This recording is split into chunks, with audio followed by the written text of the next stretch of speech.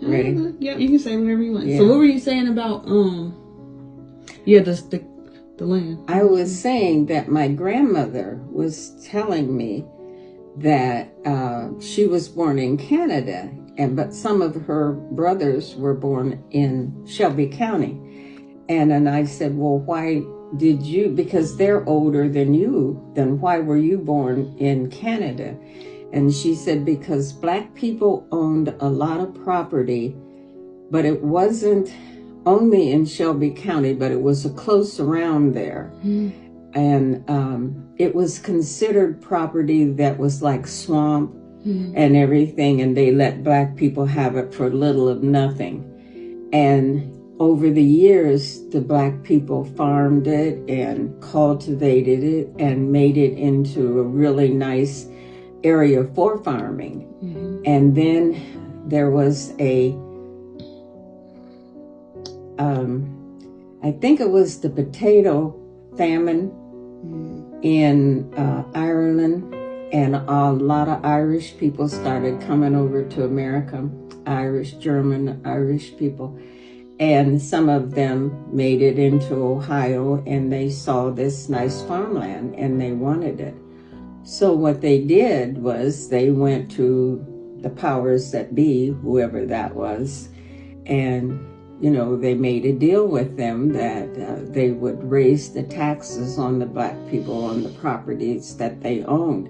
And some of those people, my grandmother said, had gotten their acreage for like 50 cents an acre.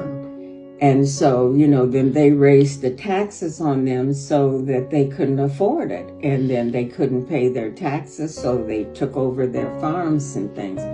So this happened to my great-grandparents, and my great-grandfather then took his wife and they moved to Canada. Mm. But I think he went there with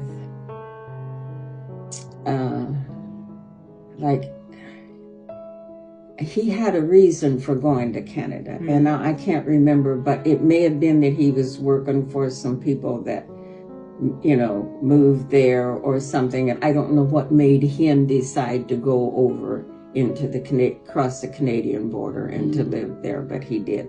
And my grandmother and her brother Reuben and her brother Moses were born there. And then when they grew up, then they came back and they settled again in Shelby County.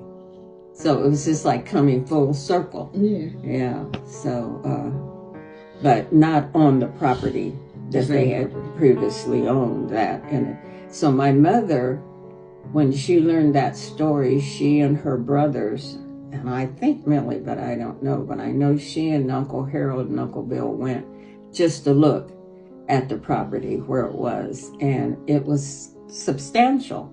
And if it had stayed in the family, we would all have been property owners, because it was like maybe 150, 200 acres at the time. So it's a shame, but this is the way they did. The Indians, everybody, when the white man decided that he wanted to move in and take over your property,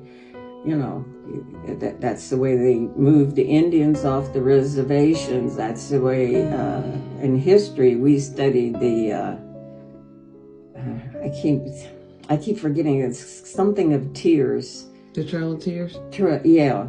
And that was, those people walked from their reservation all the way to Oklahoma and places, because they had been put off of their land that they had lived for years and years and years. So it wasn't unheard of, and no one did anything about it. And you could say, well, why didn't you go to the authorities or why? But no one was on your side. And then right away they would say, well, you can have it if you can pay the property tax, but you knew you couldn't, so it just was, you just lost it. So your great-grandparents were, about when would have been then, I guess? Oh gosh, that would have been in the 1800s. Okay. Yeah. So that's right along with all the Indian Removal Act and all that. Mm-hmm. Okay.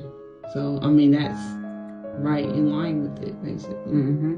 Mm-hmm. So Aunt Lou, your birthday was yesterday. Mm-hmm. And how old did you turn on your birthday? How old did I turn on my birthday? Yeah. 88. 88.